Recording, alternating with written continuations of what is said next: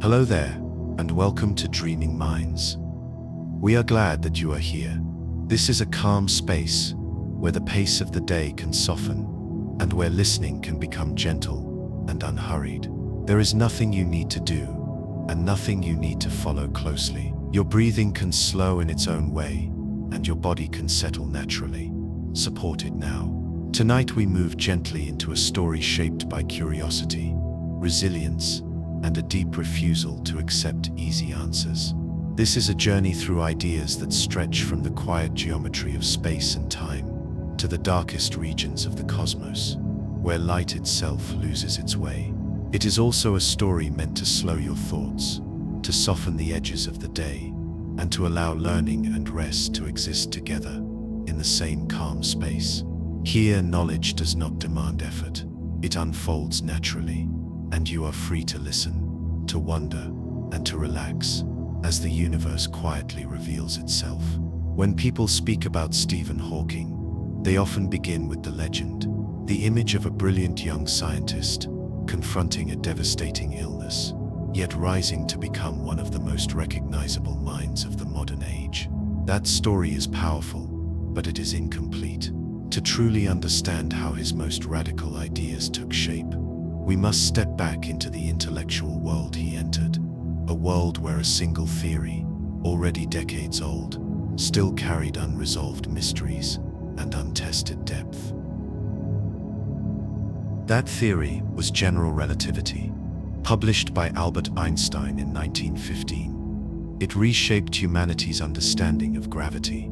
No longer a force pulling objects across empty space, gravity became the curvature of space-time itself. Matter and energy sculpt the geometry of the universe, and that geometry guides how matter moves. This framework explained the strange orbit of Mercury, predicted the bending of light near massive bodies, and provided the mathematical language for modern cosmology. It was elegant, powerful, and profoundly unsettling. Yet by the middle of the 20th century, general relativity occupied an unusual position. It had achieved remarkable successes, but it was also seen as forbidding and remote. Its equations were difficult, its solutions rare, and its predictions often extreme. Meanwhile, quantum field theory was flourishing, powering rapid advances in particle physics and experimental discovery. Compared to that bustling frontier, relativity felt austere and abstract. Cosmology, in particular, was not considered fashionable.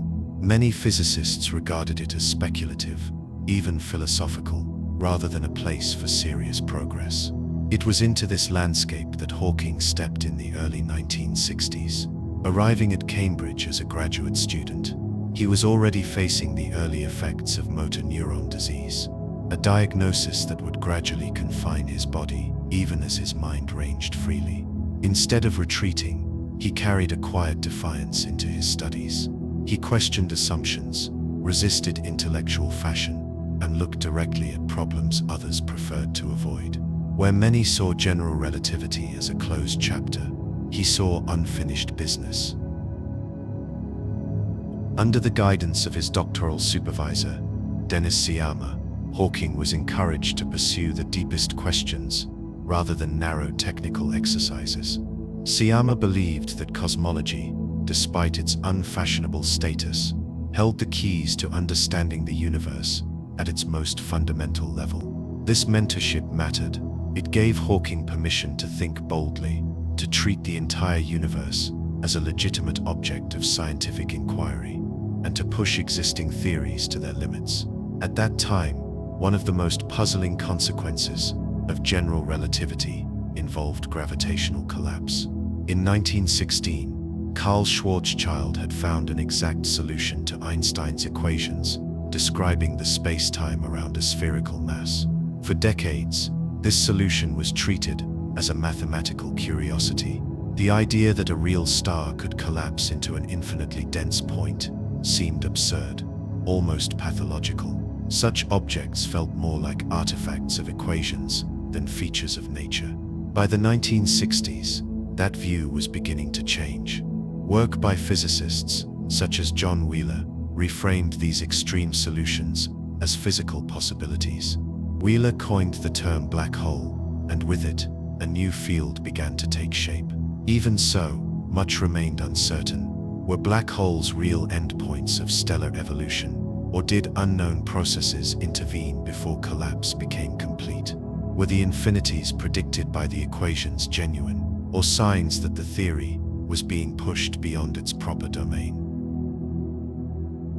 Hawking entered this debate at precisely the moment it was transforming. Instead of shying away from singularities, points where density and curvature become infinite, he leaned toward them. He recognized that these were not mere mathematical blemishes, but potential clues. Singularities marked places where classical descriptions failed, where deeper layers of physics might be required. A crucial influence came from the work of Roger Penrose, who had developed powerful new mathematical techniques to study space-time globally rather than locally. Penrose showed that under very general and physically reasonable conditions, the collapse of massive stars inevitably leads to singularities. This result was revolutionary. It suggested that singularities were not accidents of symmetry or idealization, but unavoidable predictions of general relativity itself.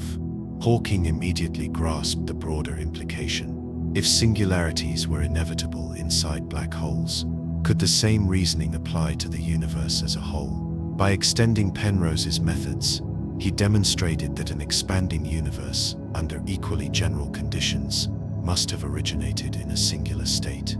The Big Bang was not merely a convenient narrative.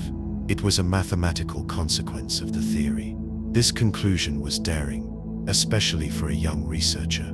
Many physicists hoped that some mechanism would smooth away the infinities of the early universe. Hawking did the opposite. He treated the singularity as a signpost, pointing beyond classical relativity rather than undermining it. The breakdown of predictability was not a flaw to be hidden. It was evidence that new physics waited beyond the horizon of existing ideas. This intellectual boldness mirrored his personal life. Doctors initially gave him only a few years to live. Instead of diminishing his ambitions, this prognosis seemed to sharpen them. He married Jane Wilde as his condition progressed and pursued his work with extraordinary focus. Those who knew him recall a sharp wit, a competitive edge, and a refusal to be defined by limitation. He did not seek comfort in reverence for established figures. He wanted to challenge them. General relativity offered the perfect stage. Unlike quantum theory, crowded with established authorities, relativity and cosmology still left room for a fearless mind to reshape the field. By the late 1960s, Hawking had become central to a growing network of researchers, redefining our understanding of space-time. His work helped establish black holes as real physical objects and confirmed that the universe itself emerged from an extreme singular beginning. This early phase of his career reveals the pattern that would define everything that followed. Take a theory seriously, follow its logic without flinching, accept its most unsettling consequences, and then ask what those consequences reveal about the limits of knowledge. Singularities were not dead ends. They were invitations.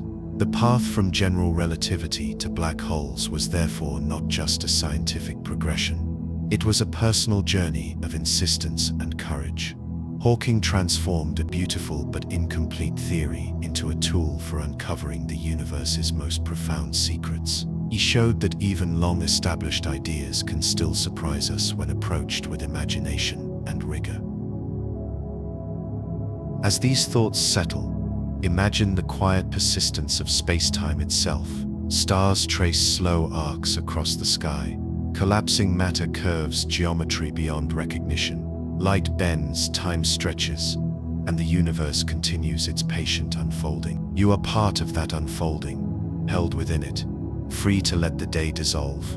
Whatever questions remain can rest in the background now, while your mind drifts gently toward ease, supported and calm. In the early decades of modern cosmology, certainty was rare and disagreement was common. Physicists were still learning how far Einstein's equations could be trusted, and where they might quietly fail.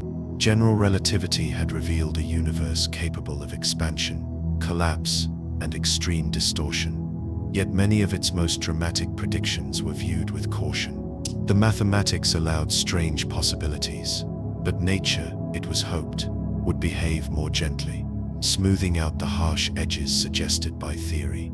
Solutions to Einstein's equations hinted at universes that expand forever, stars that compress beyond recognition, and regions where the familiar language of space and time dissolves into something unrecognizable. For much of the mid-20th century, many researchers believed these outcomes were artifacts of oversimplified assumptions. Perfect symmetry, idealized matter, and mathematical convenience were blamed. Reality, with all its irregularity and turbulence, would surely avoid such infinities. Into this atmosphere of doubt entered a collaboration that would permanently alter the foundations of gravitational physics. The work of Roger Penrose and Stephen Hawking did not attempt to tame the extremes predicted by general relativity. Instead, it confronted them directly. Through careful reasoning and new mathematical tools, they demonstrated that singularities are not optional curiosities within the theory. Under conditions that closely resemble the real universe, they are unavoidable. To grasp why this conclusion was so unsettling, it helps to linger on what a singularity truly represents. In everyday language, we might imagine it as a point of infinite density, but in relativity, it is something more profound. A singularity is a failure of description. It is a place where space-time itself becomes incomplete, where the paths of particles and light simply end. Beyond that point, the equations offer no guidance. Physics, as encoded in the theory, falls silent. For decades, physicists hoped that such breakdowns were mathematical illusions. Perhaps they arose only because calculations assumed stars collapsing with perfect symmetry, or universes expanding in idealized ways. Real matter is chaotic, uneven, and dynamic. Maybe those imperfections would rescue the theory from its own extremes. The singularity theorems dismantled that hope with remarkable precision. Penrose's contribution was the first decisive step. By introducing the concept of trapped surfaces, he revealed a geometric mechanism that makes collapse inescapable. In these regions, even light is forced inward, unable to spread outward as it normally would. Once such a surface forms, the future of the space-time is sealed. General relativity dictates that collapse must continue. No rearrangement of matter, no local irregularity can reverse the process. What made this result so striking was its breadth. The proof did not depend on special symmetries or exotic matter. It relied on conditions that physicists already believed described realistic situations. Collapse to a singularity was not an exception produced by fragile assumptions. It was the generic outcome of gravity, behaving as Einstein's equations prescribe. Hawking immediately recognized that this logic reached far beyond the fate of individual stars. If singularities are inevitable, when matter collapses, what happens when we reverse the arrow of time and follow the expansion of the universe backward? Using similar global methods, he showed that an expanding universe cannot avoid a singular origin. Under broad and physically reasonable conditions, space-time itself must begin in a state where classical description fails. This realization transformed the Big Bang from a compelling narrative into a mathematical necessity. The universe did not simply appear to have begun in a hot, dense state. According to general relativity, it could not have been otherwise. Alternative cosmological models that imagined an eternal universe without a beginning lost their theoretical foundation.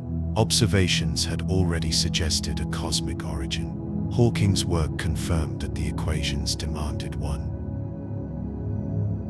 The power of the singularity theorems lies not only in their conclusions, but in their method.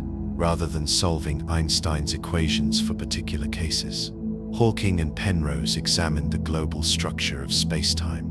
They studied how light cones behave, how causal relationships unfold, and whether geodesics, the natural paths through space-time, can be extended indefinitely. When those paths terminate, a singularity is present. This approach allowed sweeping statements about entire universes without reliance on exact solutions. The implications rippled outward. In astrophysics, black holes were no longer theoretical oddities. If massive stars collapse beyond a critical point, singularities must form. The debate shifted from existence to behavior. How do black holes interact with their surroundings? How do they influence galaxies? How do they shape cosmic evolution? In cosmology, the origin of the universe became inseparable from the limits of physical law itself. Equally profound were the philosophical consequences. Singularities mark boundaries where predictability ends. For the universe as a whole, this means there is a point beyond which our current laws cannot speak. Not because information is hidden, but because the framework of description dissolves. This recognition did not diminish science. It clarified its scope and pointed directly toward the need for deeper principles. Hawking was particularly attuned to this implication. Where others saw failure, he saw opportunity. Singularities were not embarrassments to be avoided. They were signposts indicating where new physics must emerge. In this sense, the theorems did more than describe gravity. They set the agenda for the next generation of theoretical work. The partnership between Hawking and Penrose also demonstrated the creative power of combining perspectives. Penrose brought geometric rigor and mathematical innovation. Hawking brought physical intuition and cosmological ambition. Together, they forged results that reshaped expectations across physics. Their work showed that abstract mathematics could reveal unavoidable features of reality. There were subtleties, of course. The theorems rely on energy conditions, assumptions about how matter and energy behave. Later developments in quantum field theory revealed that these conditions can be violated in exotic circumstances. Yet this did not undermine the theorem's significance. Instead, it highlighted precisely where classical reasoning gives way to quantum effects, reinforcing the idea that singularities signal the limits of current understanding. Looking back, the singularity theorems stand as a decisive turning point. They forced physicists to accept that general relativity, when taken seriously, predicts its own breakdown. They elevated questions about beginnings and endings from philosophical speculation to scientific necessity. And they defined Hawking's intellectual style for decades to come. Push theories to their edge. Follow them without fear. Listen carefully when they fall silent. As these ideas settle, imagine the vast calm of the cosmos. Expansion unfolding over immense spans of time. Light tracing paths shaped by geometry itself. Somewhere deep within that structure lie boundaries we cannot yet cross. And that is enough for now. The universe does not require resolution tonight. You can rest within its scale, supported and at ease, while its deepest mysteries remain quietly in place. As the implications of singularities became unavoidable, a deeper question began to surface. If black holes are real features of the universe, and if they contain regions where classical description fails, how should they be understood as physical systems? Are they merely gravitational traps, or do they obey broader principles that govern all forms of matter and energy? In the early 1970s, a quiet conceptual shift began to unfold, one that would draw together gravity, heat, and the arrow of time into a single unexpected picture. At first glance, thermodynamics and general relativity seemed to inhabit different worlds. Thermodynamics emerged from the study of steam engines, heat flow, and irreversibility. It introduced entropy, a measure of how many microscopic arrangements can give rise to the same macroscopic appearance. The second law, stating that entropy tends to increase, gives time its direction and underlies why processes unfold the way they do. General relativity, by contrast, describes the smooth geometry of space-time, and how matter moves within it. Its language is curvature, horizons, and geodesics, not temperature or disorder. Yet black holes sit precisely at the boundary between these domains. From the outside, a black hole appears remarkably simple. According to results developed in the 1960s, a stationary black hole is fully characterized by only a few parameters: its mass, its electric charge, and its rotation. All other details of the matter that formed it seem to vanish behind the event horizon. This stark simplicity raised a troubling question. If black holes swallow complex matter and return nothing but silence, what happens to the entropy carried by that matter? The first to confront this puzzle directly was Jacob Bekenstein. As a graduate student, he argued that black holes must themselves possess entropy. His reasoning was grounded in consistency. Imagine throwing an object rich in entropy into a black hole. If the entropy simply disappears, the second law of thermodynamics would be violated. To preserve this foundational principle, Bekenstein proposed that a black hole's entropy is proportional to the area of its event horizon. As the black hole absorbs matter and energy, its horizon grows, and so does its entropy. At the time, this idea was radical. Assigning entropy to an object that seemed featureless felt counterintuitive. Among the skeptics was Stephen Hawking himself. He accepted the formal analogy, but doubted that it reflected physical reality. Entropy usually accompanies temperature, and temperature implies radiation. Classical black holes, by definition, allow nothing to escape. How could they radiate? How could they have temperature? Despite this skepticism, Hawking pursued the mathematics with characteristic thoroughness. Working with collaborators, he helped articulate a set of laws governing black hole behavior that closely mirrored the laws of thermodynamics. The surface gravity of a black hole behaved mathematically like temperature. The area of the horizon behaved like entropy. These parallels were too precise to ignore. They suggested that black holes might not merely resemble thermodynamic systems in form, but embody them in substance. The decisive breakthrough came when Hawking considered quantum fields in the curved spacetime around a black hole. Quantum theory insists that even empty space is restless, filled with fluctuations that momentarily create particle pairs. Near an event horizon, these fluctuations behave differently. The horizon divides spacetime into regions that cannot communicate, and this separation alters what different observers perceive as empty or occupied. In 1974, Hawking showed that black holes are not completely black. Quantum effects near the horizon cause them to emit radiation. To a distant observer, the black hole appears to glow faintly, with a spectrum characteristic of a thermal body. The temperature of this radiation is set by the surface gravity of the horizon and decreases as the black hole's mass increases. What had seemed like an abstract analogy suddenly became concrete physics. This result transformed black hole thermodynamics from a suggestive metaphor into a real theory. Black holes have temperature, they have entropy. They obey a generalized second law in which the sum of ordinary entropy and black hole entropy never decreases. In this picture, black holes are not exceptions to the rules of physics. They are among the most extreme expressions of those rules. One of the most striking consequences concerns the scaling of entropy. For ordinary systems, entropy grows with volume. For black holes, it grows with surface area. This peculiar relationship hinted that information about a region of space might be encoded on its boundary rather than throughout its interior. This insight would later inspire the holographic principle, a profound idea suggesting that the universe itself may be described in terms of lower dimensional data. Black hole thermodynamics also reshaped thinking about time.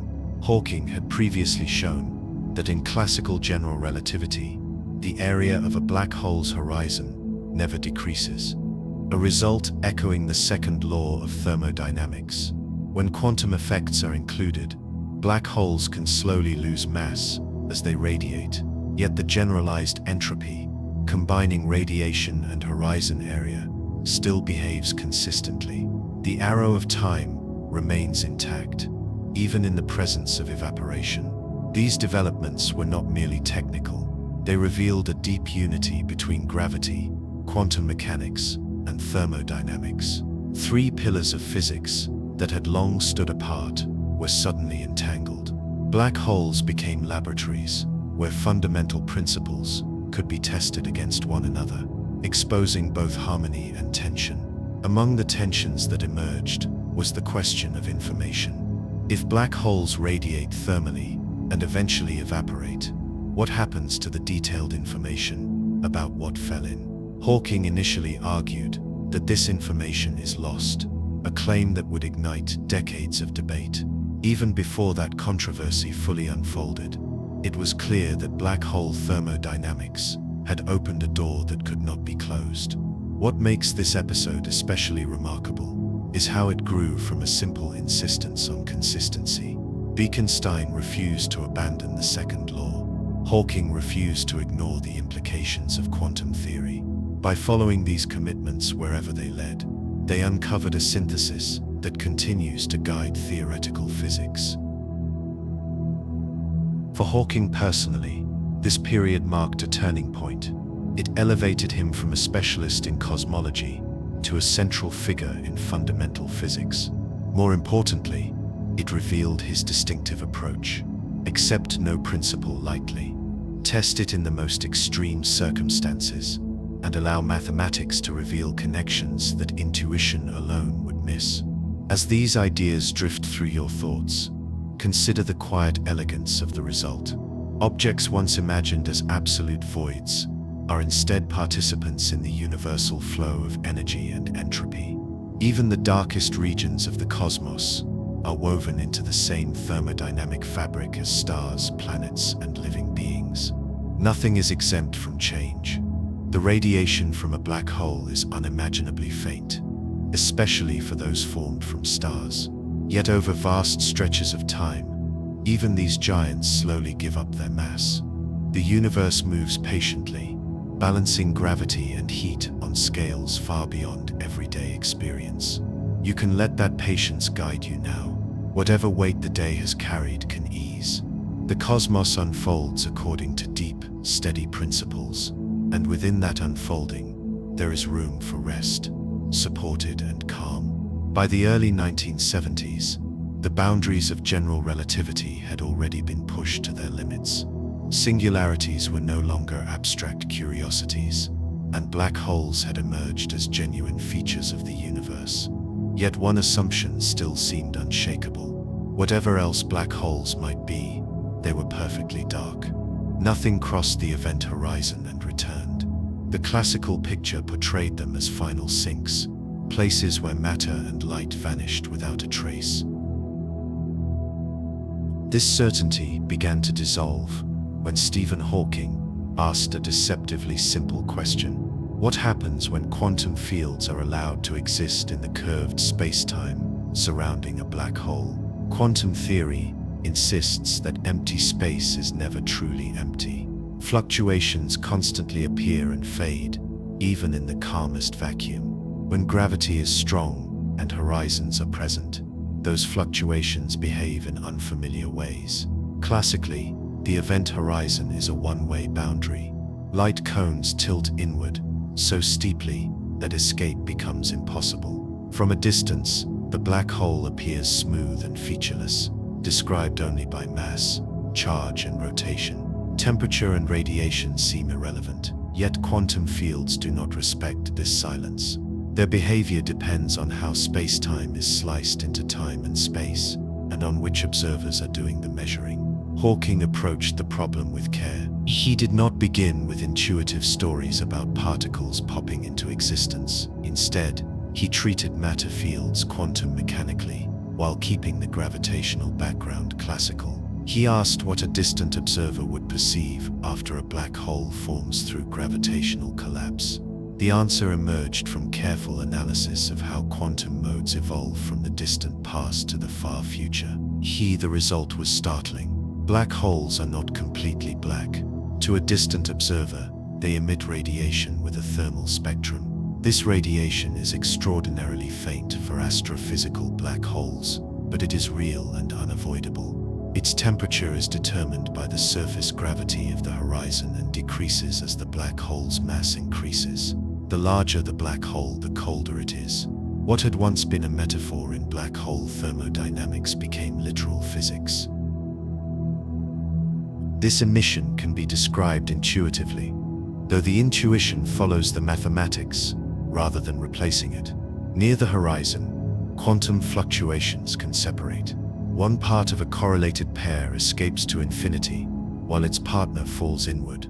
To an external observer, this appears as spontaneous radiation. Energy conservation is preserved because the black hole loses a tiny amount of mass. The inward falling partner effectively carries negative energy relative to infinity. This picture is helpful, but it is not the derivation. The true calculation connects quantum states defined before the horizon, forms to those seen by late-time observers. It shows that what looks like vacuum in the past appears as a thermal bath in the future. The presence of a horizon makes this transformation unavoidable. What counts as empty space depends on the observer, and horizons enforce that difference. Once this was understood, the implications multiplied. If black holes radiate, they must slowly lose mass.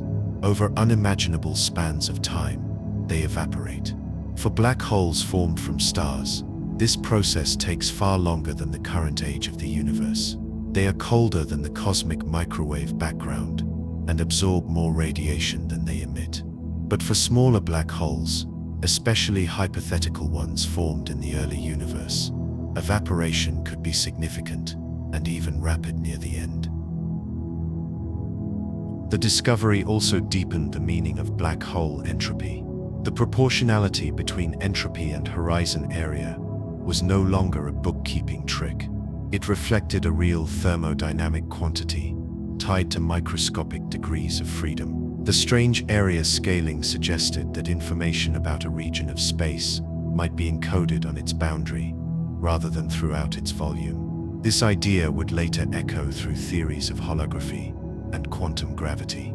Hawking radiation revealed an unexpected unity among the fundamental pillars of physics.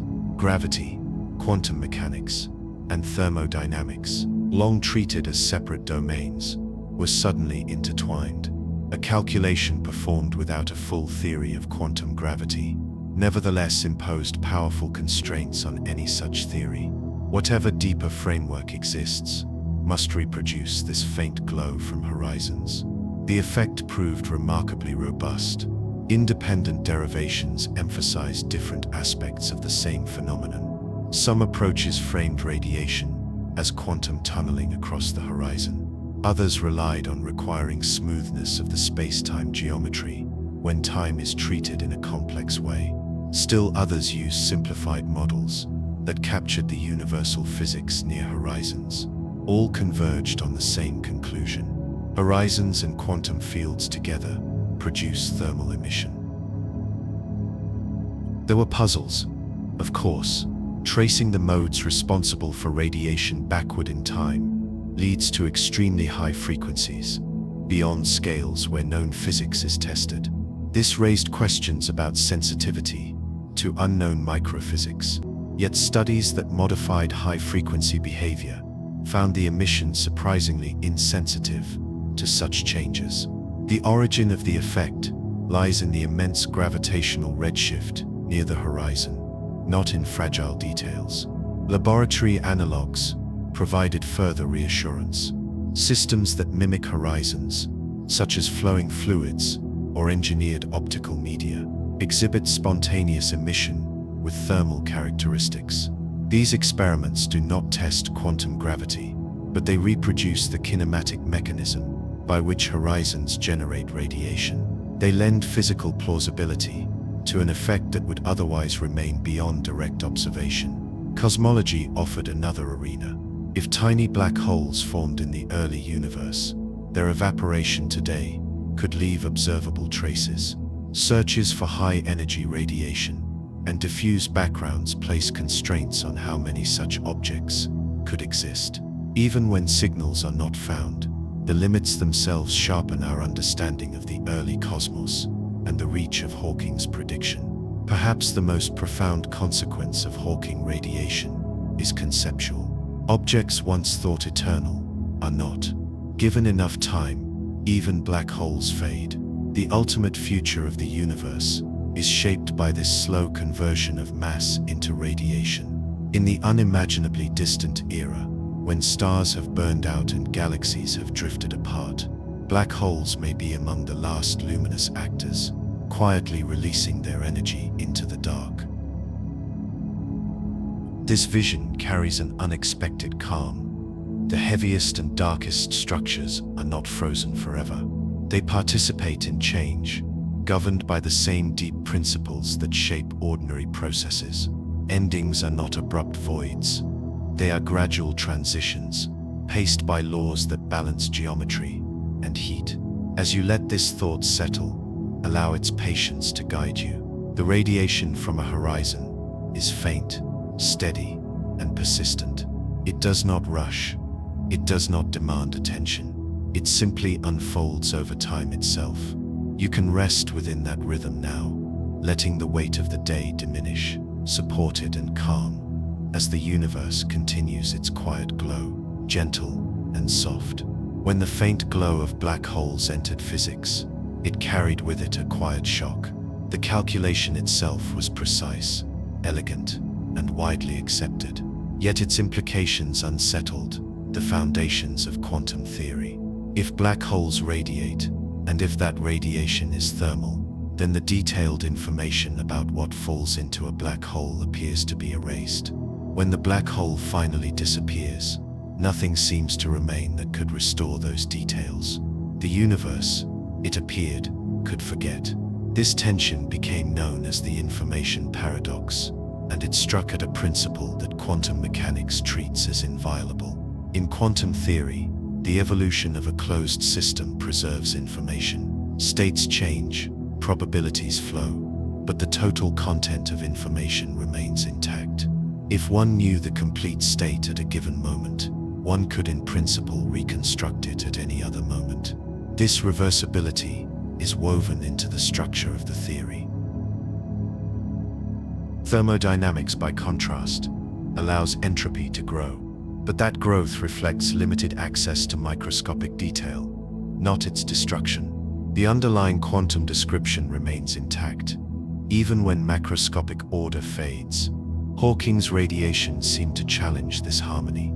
A perfectly thermal spectrum carries no memory of the specific matter that formed the black hole. Two very different stars collapsing into identical black holes would, in this picture, produce indistinguishable radiation.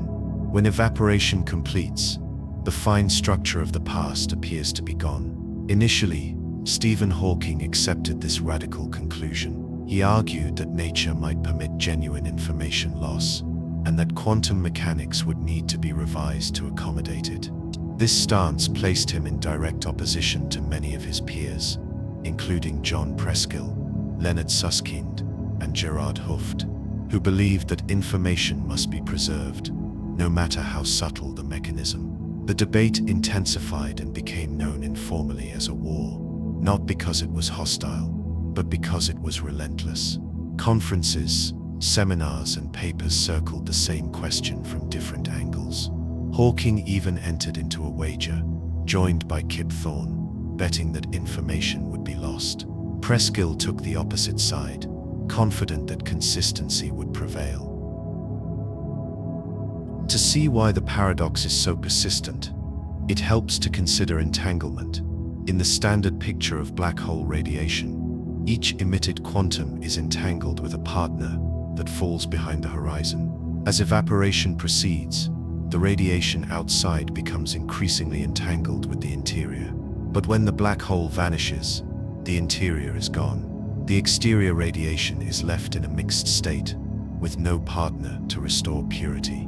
Unitarity appears broken. Several proposed resolutions emerged over the years. One possibility was that information truly is lost, and that quantum mechanics must be modified. But such changes would likely produce observable violations in ordinary laboratory systems, something experiments have never revealed. Another idea suggested that black holes leave behind tiny remnants that store the information, yet remnants would need to contain arbitrarily large information in extremely small objects, raising concerns about instability and uncontrolled production. The most widely explored path proposed that Hawking radiation is not exactly thermal. Subtle correlations between emitted quanta could encode information in ways invisible to leading-order calculations. In this view, Hawking's original result is an approximation, accurate but incomplete. The challenge then becomes explaining how information escapes without violating the equivalence principle, which says that an observer crossing the horizon should notice nothing unusual. Holography offered a powerful clue. The relationship between black hole entropy and horizon area suggested that information about a volume of space could be stored on its boundary. In certain theoretical frameworks, especially those inspired by string theory, gravitational systems are equivalent to non-gravitational quantum systems, living on a lower dimensional boundary. In such descriptions, unitarity is manifest. Information cannot be lost because the boundary theory forbids it. This perspective reframed the paradox. Information is preserved globally, but its local flow appears strange when viewed through the lens of classical spacetime. The horizon may not be a one-way membrane in the way classical intuition suggests. Instead, it could be a bookkeeping surface, where information is rearranged rather than destroyed. In the following decades, progress accelerated. New tools allowed physicists to compute the entanglement entropy of radiation more carefully. These calculations revealed a characteristic curve describing how entropy should evolve if information is preserved. It rises at first, as radiation is emitted, then peaks, and finally declines as correlations carry information outward. This behavior contrasts sharply with the ever-rising entropy predicted by the simplest interpretation of Hawking's original calculation. The emergence of this curve suggested that non-local effects in quantum gravity subtly connect the interior and exterior descriptions. Information is not released all at once, nor is it stored forever. It emerges gradually, encoded in correlations that become visible only when the evaporation is well advanced. The precise mechanism remains an active area of research, but the direction is clear. The universe appears reluctant to forget. Hawking himself eventually revised his position. He conceded the bet, acknowledging that information is likely preserved after all. This change of mind was not a retreat. It was an illustration of scientific integrity. He followed the arguments as they evolved and accepted where they led, even when they contradicted his earlier stance. Beyond technical details, the information paradox reshaped how physicists think about spacetime. It suggested that locality, the idea that influences propagate only through neighboring points, may be approximate rather than fundamental. It hinted that spacetime itself could be an emergent concept, arising from deeper quantum relationships. In this sense, the paradox was not a problem to be solved and forgotten. It was a guide. Existentially, the question reaches beyond physics. If information is preserved, then every interaction leaves an imprint woven into reality. Change does not erase structure, it transforms it. If information were lost, impermanence would be absolute. The debate forced physicists to confront what it means for the universe to remember.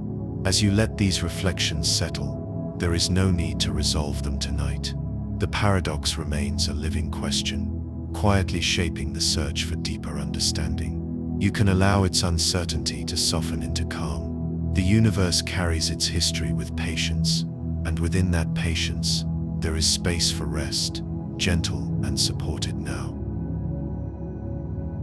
Among the many ideas associated with Stephen Hawking, few were as quietly radical as his use of imaginary time. At first hearing, The phrase feels almost playful, as if it belonged more to fiction than to physics.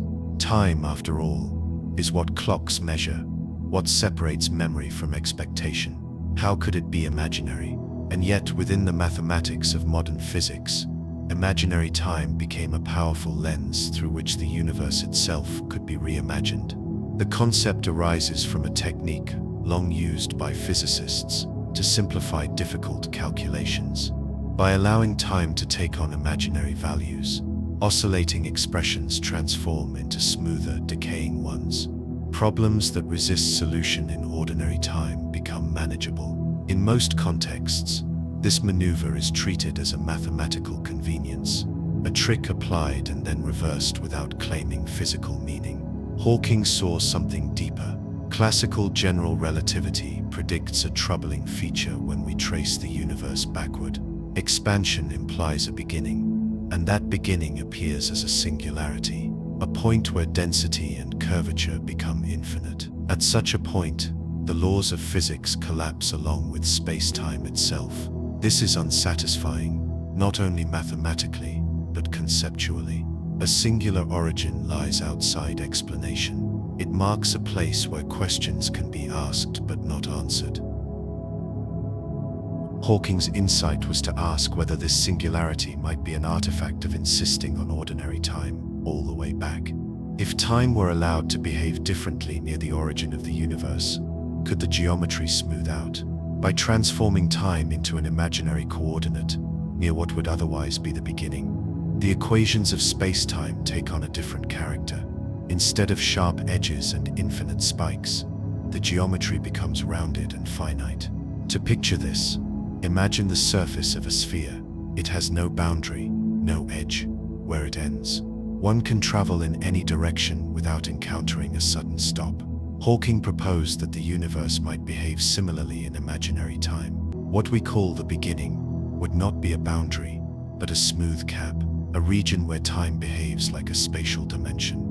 The universe would be finite in extent, yet without a starting edge. This idea became central to Hawking's collaboration with James Hartle, leading to what is known as the no-boundary approach. Imaginary time was the mathematical key that made such a model possible. By allowing space-time to be described in a Euclidean form near the origin, the universe could be treated as a self-contained whole, rather than a process emerging from an unexplained singular event.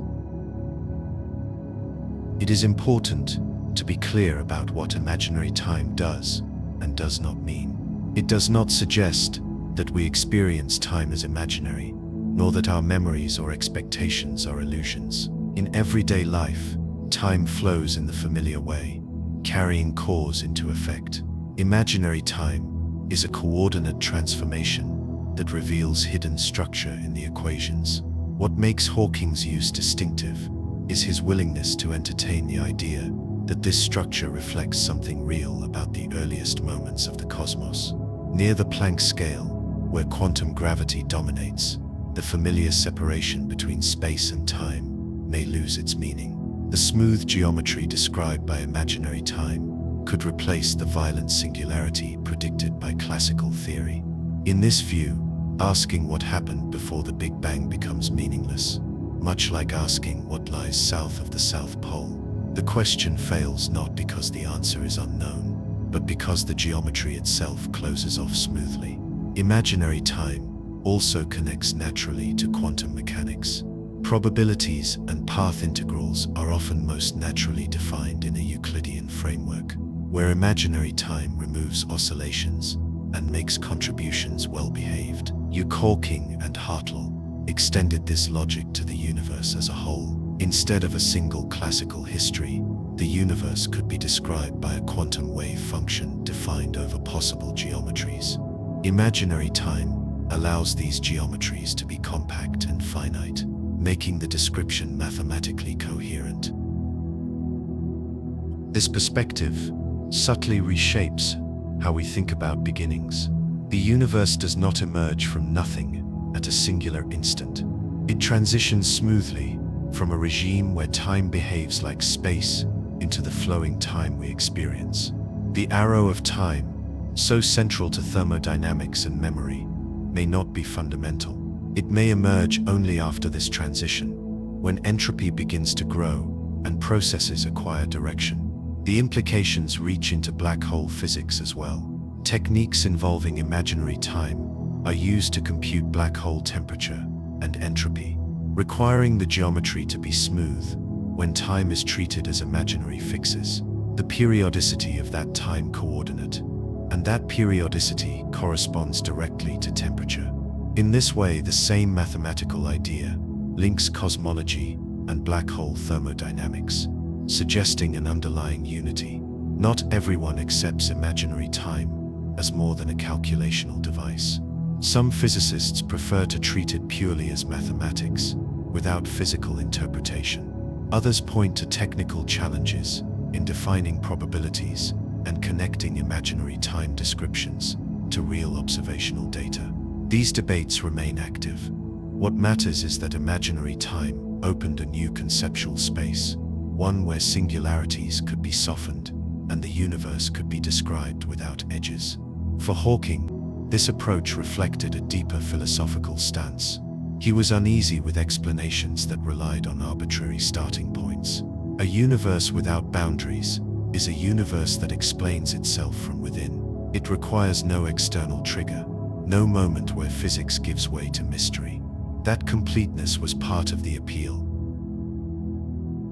As these ideas drift through your thoughts, notice how gently they reshape familiar intuitions.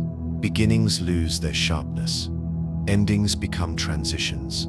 Time itself relaxes into a broader structure.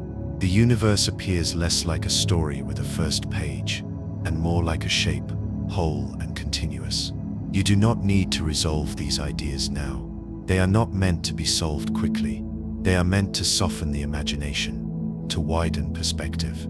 If the cosmos itself can be finite, yet without boundaries, then there is no need for your thoughts to search for sharp edges tonight.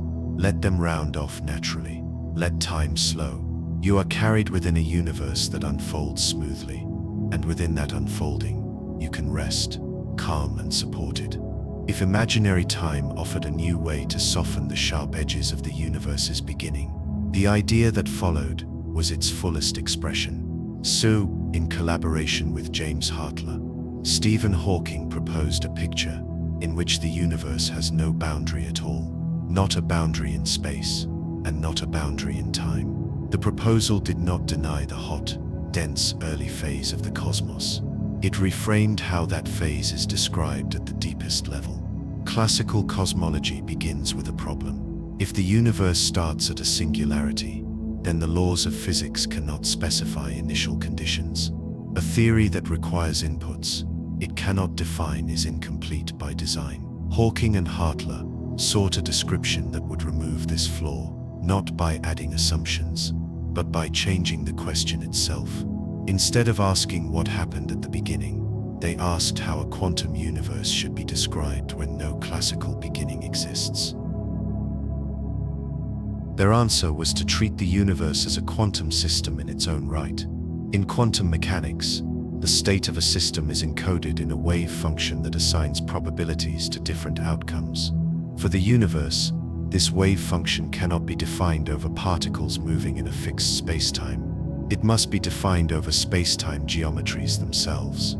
The universe is not something that happens within spacetime. It is spacetime. To make this idea workable, they turned again to imaginary time. By allowing spacetime to take on a Euclidean form near what would otherwise be the origin, the geometry becomes smooth and compact. There is no edge where time begins. Instead, the geometry closes gently, like the surface of a sphere. One can move across it without encountering a boundary. In this picture, asking what came before the universe is as meaningless as asking what lies south of the South Pole. This is the essence of the no-boundary approach. The universe is finite, but it has no edge. Its earliest phase is not a singular event, but a smooth region where the distinction between time and space dissolves. Real time, with its familiar flow and direction, emerges later, as the geometry transitions from this Euclidean regime into the Lorentzian spacetime we experience. Mathematically, the proposal is expressed through a path integral. Instead of selecting a single history, one sums over all possible compact geometries that match the universe we observe today. Each geometry contributes with a weight determined by the laws of physics. The result is a wave function that assigns probabilities to entire cosmic histories, not just to states at a single moment. This shift has deep consequences. In ordinary physics, we specify initial conditions and let equations determine what follows. In the no-boundary picture, there are no initial conditions in the traditional sense. The universe does not begin with a set of instructions. Its history is selected from a range of possibilities. By the structure of the wave function itself, explanation becomes global rather than sequential. One striking outcome of this framework is its natural compatibility with cosmic inflation. When the path integral is evaluated for simple models, the most probable histories often include a brief period of rapid expansion. This aligns with observations of the cosmic microwave background and the large-scale structure of the universe. The proposal is not only philosophically appealing, it connects with empirical data. The no-boundary idea also reshapes how causality is understood. If the universe has no boundary in time, then there is no privileged first moment that determines everything else. The past is not fixed independently of the present. Instead, the histories that matter are those consistent with what is observed now. The universe is described as a whole, not as a chain of causes stretching back to an unreachable beginning. Hawking was careful to emphasize what the proposal does not claim. It does not assert that imaginary time is something we experience. It does not deny the existence of an early hot universe. It does not replace physics with metaphor. Imaginary time is a mathematical language that allows the equations to speak where classical descriptions fall silent. The no-boundary approach is a way of listening to that language without forcing it into familiar but inadequate forms. There are challenges, of course. Defining the path integral rigorously is difficult. Not all geometries contribute equally, and questions remain about how probabilities should be interpreted. Alternative ideas, such as tunneling proposals or cyclic cosmologies, offer different ways to address the same problem. Yet the no-boundary approach endures because it demonstrates something essential. The origin of the universe can be treated as a scientific question without invoking singular breakdowns. At a deeper level, the proposal reflects Hawking's broader vision. He resisted explanations that relied on arbitrary starting points or external causes. A universe without boundaries is self-contained. Its laws are sufficient unto themselves. This was not a theological claim, but a physical one. If the equations are complete, then the universe needs no outside explanation. The philosophical resonance of this view is hard to miss. We are accustomed to thinking in terms of beginnings and endings, of causes and origins. The no-boundary picture asks us to let go of that habit. The universe does not start. It simply is, unfolding smoothly into the form we inhabit. Time, as we know it, is an emergent feature, not the foundation. As you let this idea settle, notice how it loosens the grip of urgency. There is no sharp edge where everything must be explained at once. No moment where meaning collapses into mystery. The cosmos holds itself together with quiet continuity, and within that continuity, there is room to rest. If the universe itself has no boundary, then your thoughts do not need one tonight either. They can drift without needing to arrive anywhere. Let the sense of smoothness carry you. Let questions soften into background patterns. You are held within a structure that does not rush, that does not demand answers before rest. And in that gentle completeness, you can ease into calm, supported and steady now. Time travel has always stirred the imagination. Long before physics offered equations, stories imagined returning to the past or stepping ahead into the future, bending fate or correcting regret. When general relativity revealed that space and time are flexible, those old fantasies seem to gain a scientific foothold. If space-time can curve, stretch and twist, might it also loop back on itself? Within Einstein's theory, the answer appears at least mathematically, to be yes. Certain solutions allow paths through space-time that circle back to earlier moments. These paths are known as closed time-like curves. An observer following one could, in principle, arrive at a point in their own past. The equations themselves do not immediately forbid such geometries, and that fact unsettled many physicists. One of the earliest and most striking examples came from Kurt Gödel, who found a solution describing a rotating universe in which closed time-like curves exist everywhere.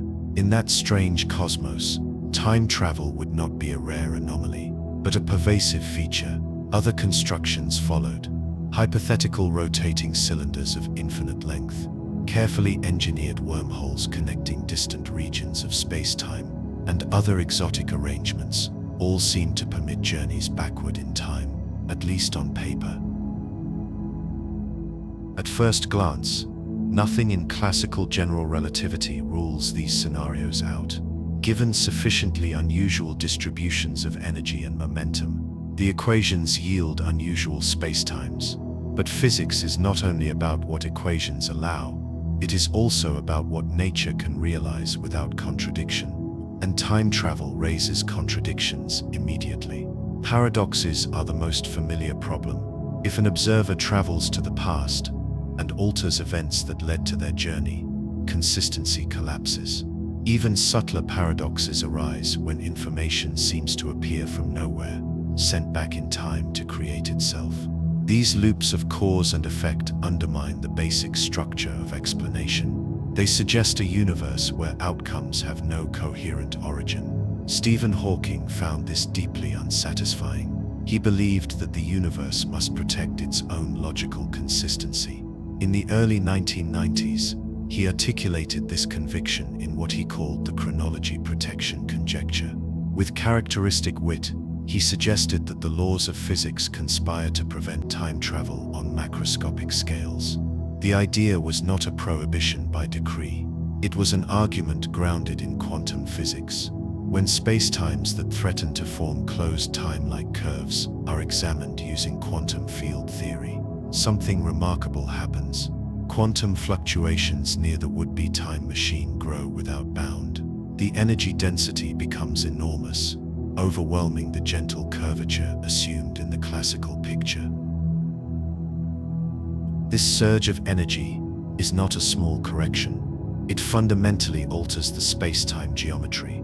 The back reaction of these fluctuations bends spacetime so strongly that the closed loops are destroyed before they can fully form. In effect, the universe destabilizes any attempt to create a time machine. The very act of approaching a paradox triggers the mechanism that prevents it. In this way, quantum theory, often associated with uncertainty and strangeness, becomes a guardian of consistency. It plays a role similar to another conjecture in gravity, cosmic censorship, which proposes that singularities are hidden behind horizons, so that observers never encounter them directly. Chronology protection serves a parallel function. It shields causality from violation. Hawking allowed for nuance. Tiny fleeting violations of chronology might exist at microscopic scales, buried within quantum foam at lengths far smaller than anything we can observe. But large, stable machines capable of sending macroscopic objects into the past appear forbidden. The universe tolerates small ambiguities, but rejects wholesale contradictions. Others proposed different resolutions. One alternative suggested that time travel might be possible, but only in self-consistent ways. In such a universe, events along a closed time-like curve would be constrained, so that no paradox ever arises. You could travel to the past, but whatever you do would already be part of history. Nothing could be changed. While logically consistent, this view carries a heavy sense of fatalism. Freedom becomes illusory. Hawking found this outcome less compelling than a universe that simply prevents such situations from arising. Chronology protection points toward a deeper truth.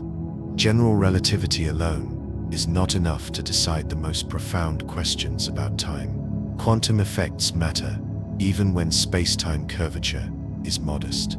The same semi-classical reasoning that reveals black hole evaporation also suggests that time machines are unstable. In both cases, quantum fields restore coherence where classical theory threatens to break it.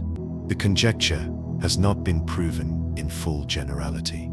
Some exotic spacetimes evade obvious divergences in simplified models. Debate continues, and new ideas emerge. Yet the weight of evidence supports Hawking's intuition. The universe appears structured to preserve causality.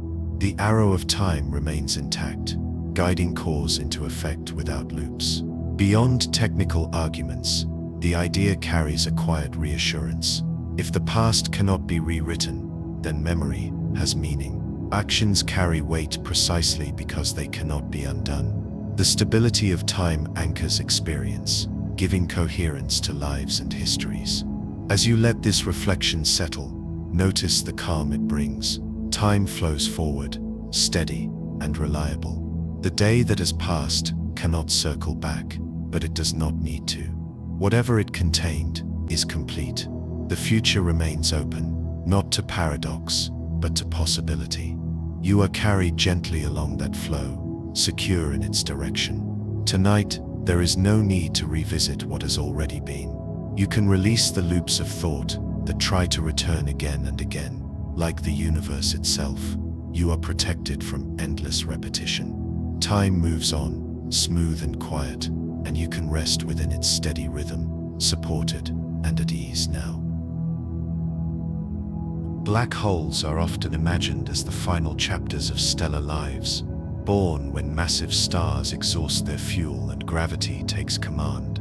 Yet the universe had a far earlier chapter, long before the first stars ignited, when conditions were radically different. In those earliest moments, the cosmos was dense, hot, and restless. Matter and energy fluctuated violently, and the rules that govern familiar astrophysical processes had not yet settled into their later patterns. In that environment, black holes could have formed without any star at all. These hypothetical objects are known as primordial black holes.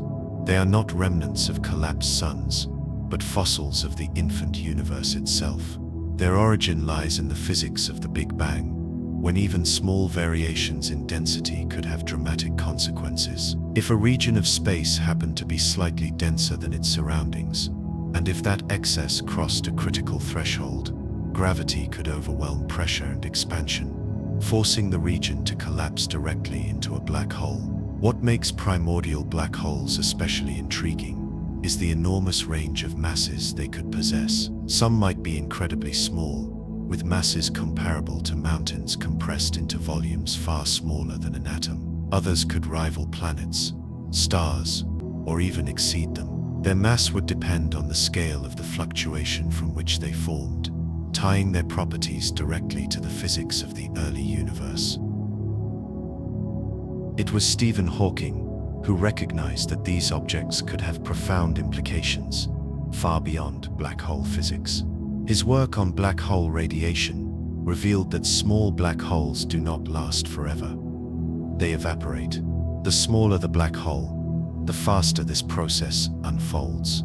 A sufficiently tiny primordial black hole could complete its evaporation over cosmic timescales comparable to the current age of the universe, releasing a final burst of high-energy radiation in its last moments.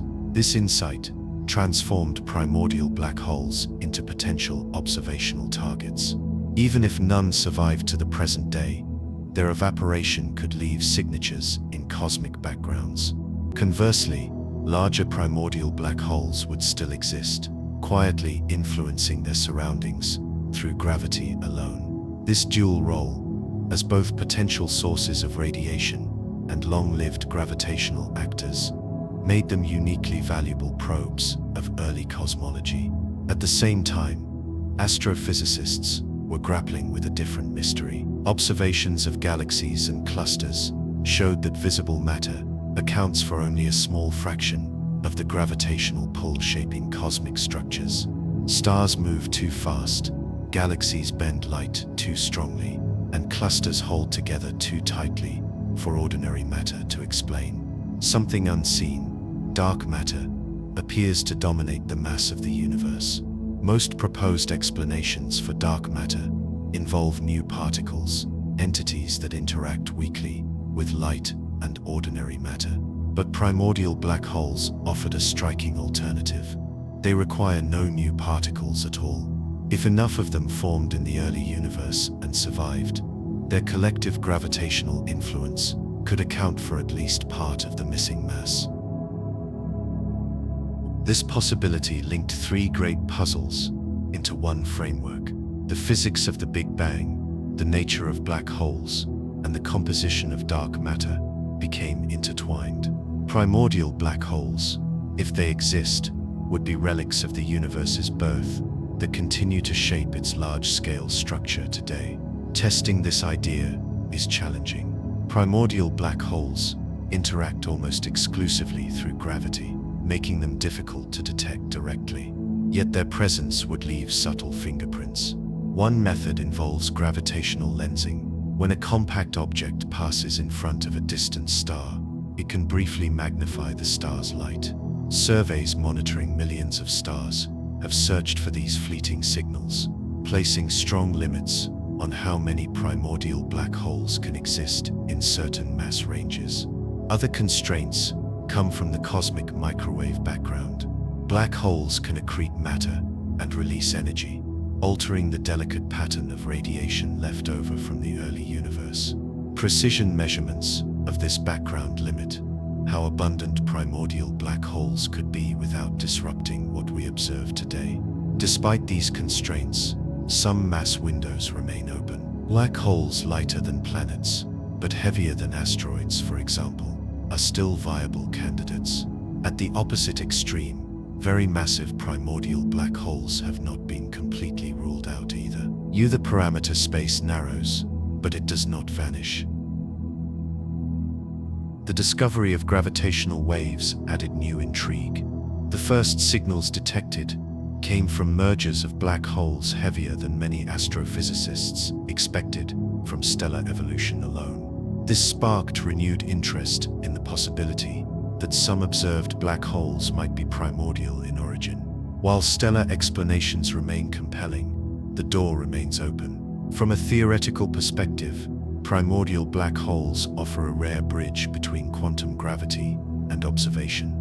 Their formation depends on conditions at energies far beyond any laboratory experiment. Their evaporation probes the interface between gravity and quantum fields.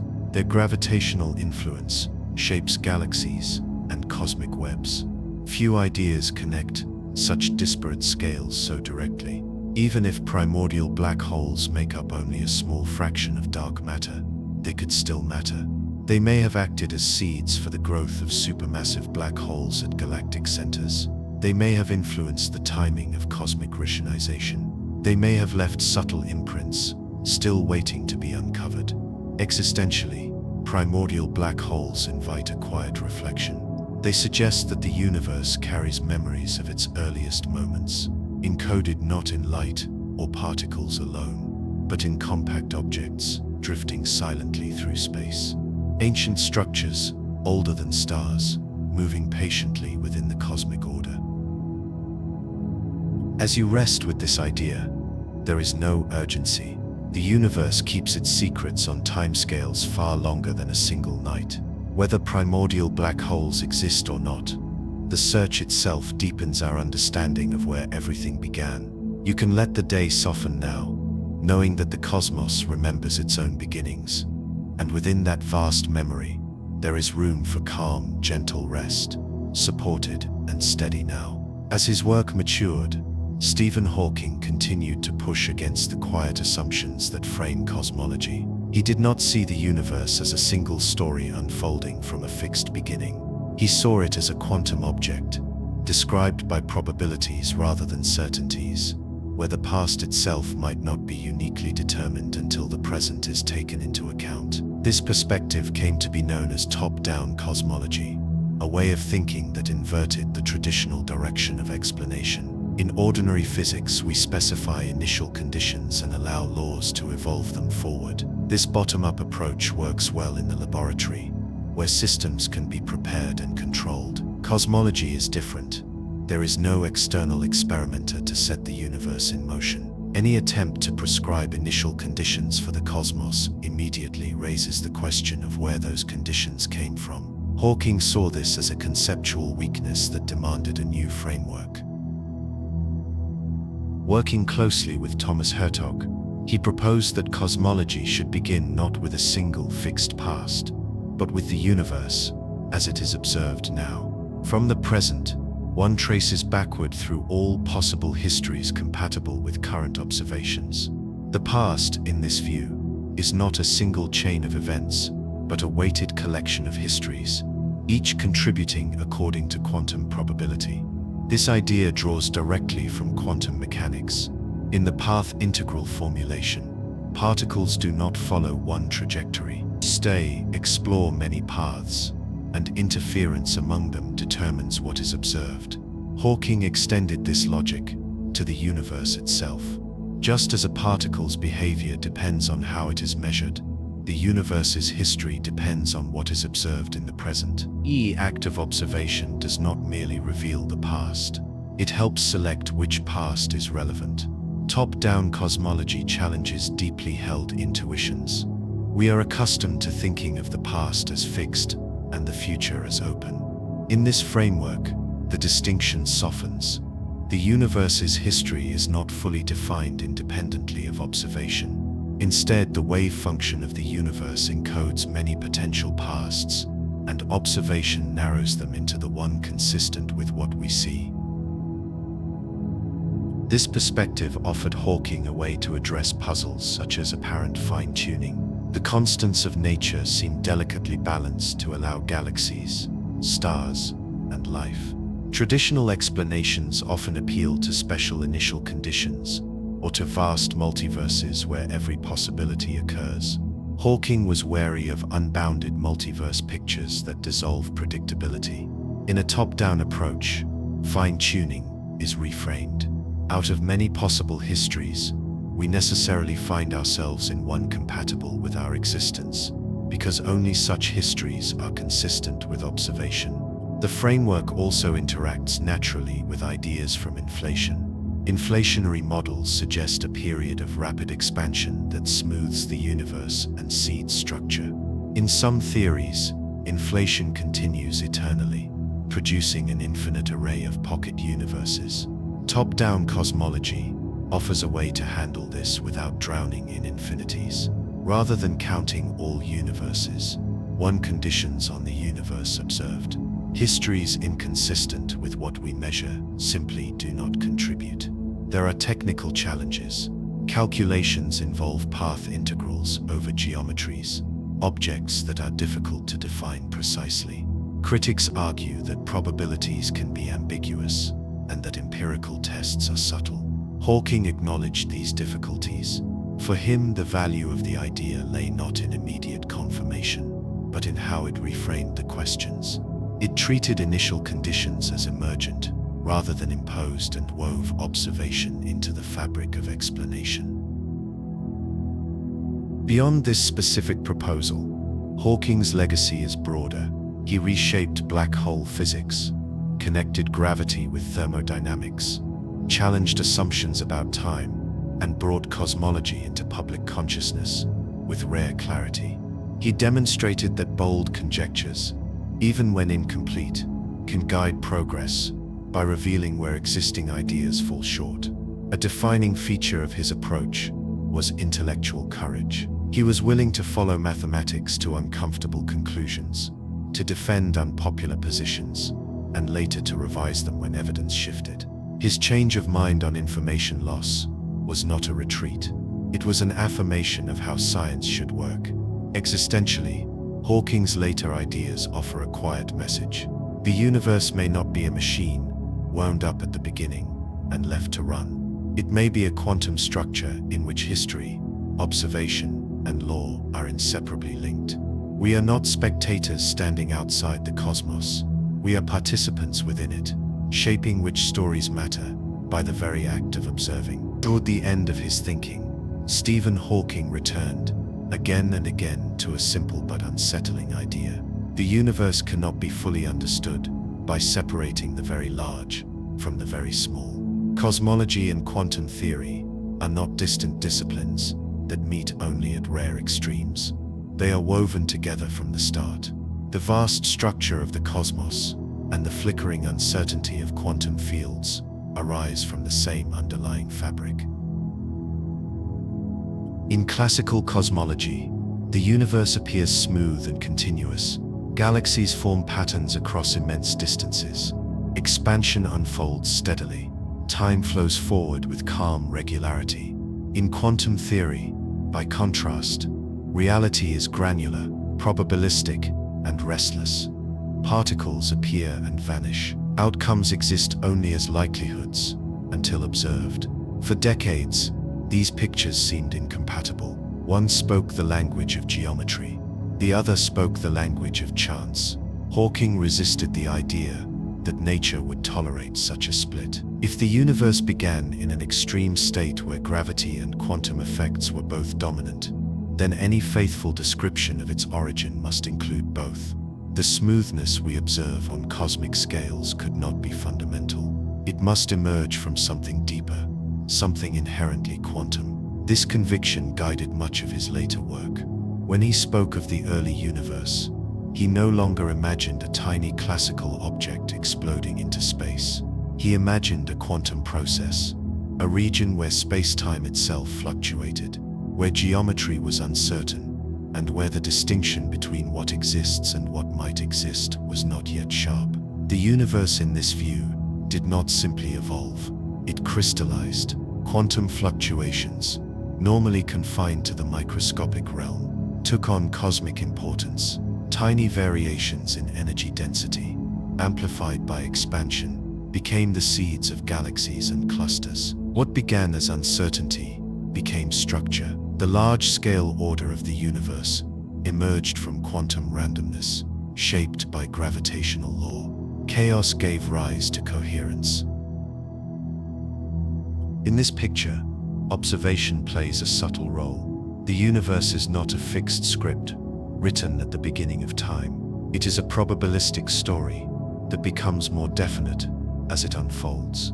Measurements do not merely record reality, they participate in selecting it.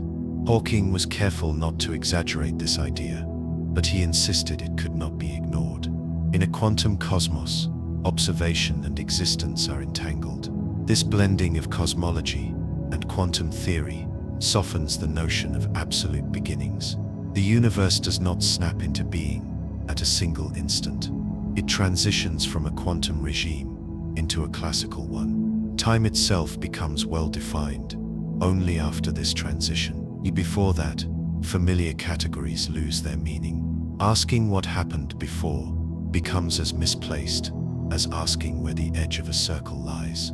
There is a quiet elegance in this view. The universe does not require a sharp origin. It requires consistency. The laws that govern the smallest scales flow naturally into the laws that govern the largest. Nothing is imposed from outside. Everything arises from within the same mathematical harmony. As you rest with this thought, notice how it eases the mind.